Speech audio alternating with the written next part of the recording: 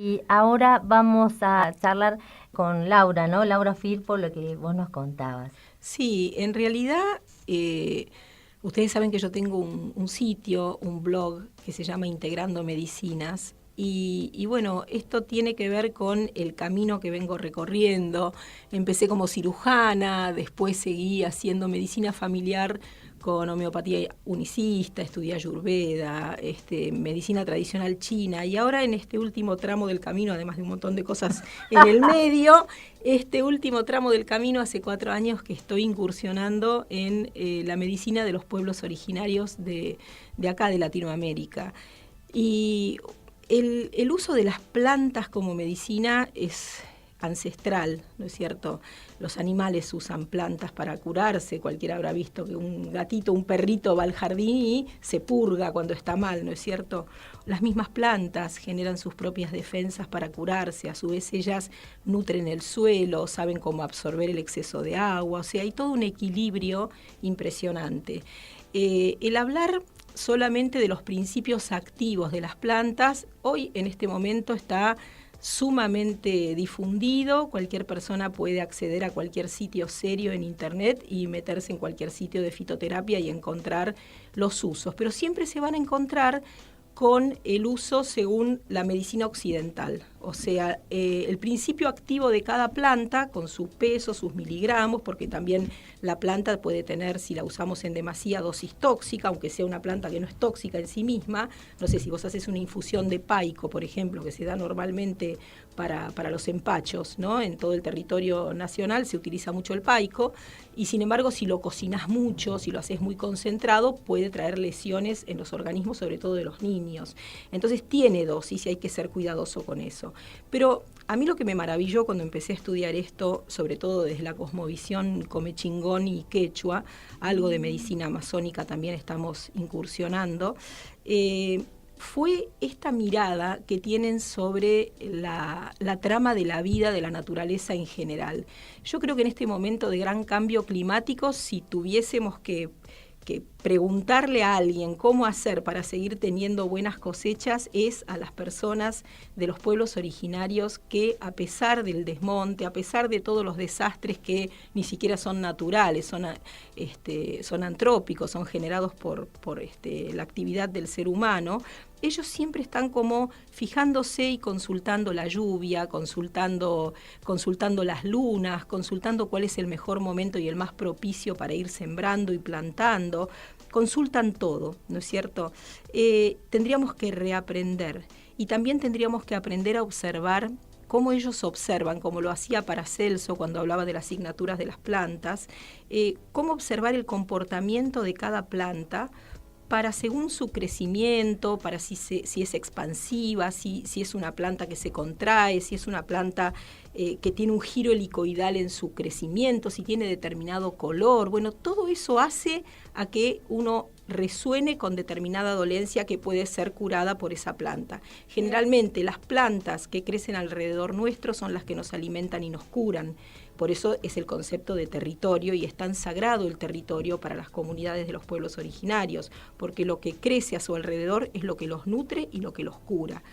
Ellos tienen muy en cuenta a los elementos aire, agua, tierra, fuego. Por eso es que no solamente las usan en infusiones, sino que se usan en diferentes fumos, que son las pipas, en sahumos que preparan en cuencos, y con diferentes hierbas medicinales van también ayudando a que se calme el aire, que sería la mente. Entonces lo primero que hacen es te sahuman para que se aquiete tu mente antes de entrar en tratamiento. Y acá, a diferencia de lo que se ve cuando uno solamente estudia desde la fitoterapia, es que estas plantas también tienen un uso a nivel de lo que le está sucediendo globalmente a la persona, no solamente si le duele el hígado o si le duele la panza o la cabeza o tiene menstruaciones profusas. Lo importante es todo, ver cómo está en su emoción. Por ejemplo, tenés una planta como la yerba del pollo. Entonces, si vos te fijas cómo crece la yerba del pollo, que en Córdoba hay un montón, y te vas a dar cuenta que esas plantitas de pronto se convierten las florcitas en abrojitos. Esos abrojitos, que son los que, si vos agarrás un puñado de yerba del pollo del paquete, te vas a pinchar los dedos porque tiene abrojitos. Esos abrojitos serían los que desincrustan parásitos, desincrustan toxinas de tu cuerpo, pero también desincrustan y desintoxican de parásitos mentales, entonces también te aquietan la mente. Entonces, me parece que la mirada que tenemos que tener es como un poco más abarcadora de para qué nos sirven las plantas.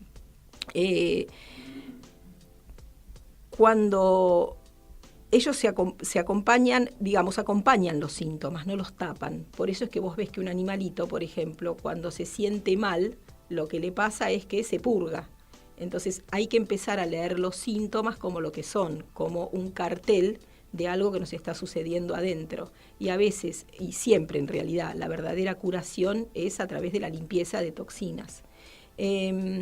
Hay una planta que a mí, dentro de todas estas que aprendí, que me encantó, como para que tengan un ejemplo, ¿no?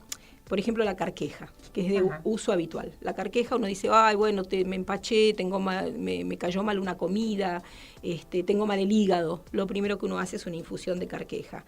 Cuando a través del uso, porque hicimos un uso de un mes de cada planta, tomando 1 litro de planta por mes, siempre con nuestra maestra asistiéndonos en la devolución de lo que nos iba pasando, a mí me maravilló, porque con cada planta, la primera rueda fueron 9 meses del uso de, empezamos por la yerba del pollo, seguimos por el suico, bueno, seguimos por plantas así que parecen humildes yuyitos de la sierra, ¿no?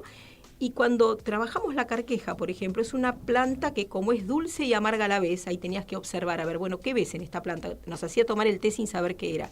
¿Cómo la sentís en el sabor? Y la siento dulce, pero en realidad es amarga, pero dulce al final. Bueno, trabaja la dualidad de la persona, trabaja la dulzura y la amargura de tu vida, pero el sabor amargo a su vez pone en funcionamiento un montón de secuencias metabólicas adentro nuestro, por eso es que los amargos que se usan en los vermut como preparadores para que los jugos digestivos se pongan en funcionamiento. O sea, el solo sabor amargo de una planta ya promueve la salida de jugos digestivos para que esa digestión se promueva de otra manera. Al limpiar el hígado, si nosotros vemos el hígado solamente en su función biológica, hacemos una sola cosa, una mirada muy acotada. Pero el hígado, según la medicina china, lo que transforma y transmuta también es la ira. Entonces, cuando empezás a tomar carqueja todos los días, durante un mes, 1 litro por día, te empiezan a salir broncas viejas.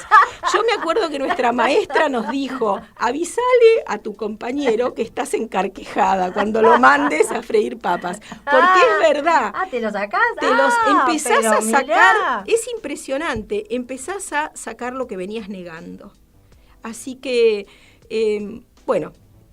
hay mucho para hablar sobre las plantas, pero a mí me interesaba mucho ponerlas en el lugar que merecen en el contexto de la naturaleza. A mí me fascina y en este año estoy haciendo la formación en medicinas de pueblos originarios que dura 2 años, acabo de empezar, y realmente me conmueve profundamente la sabiduría que hay en estos pueblos y por qué todavía la gente en Argentina sigue adhiriendo a medicinas que no nos pertenecen porque fueron las que más se popularizaron, como la ayurveda o la medicina china, en las cuales yo también incursioné antes de conocer esto, ¿no? Pero tenemos un montón de medicina, un montón de sabiduría, por eso también es muy importante cuando se hace un desmonte, no solamente pensar en que se perdieron lluvias o que se perdió la absorción del suelo y hay inundaciones, sino también pensar en la enorme variedad de la biodiversidad que se está perdiendo en cuanto a medicina y en cuanto a alimento que ni conocemos.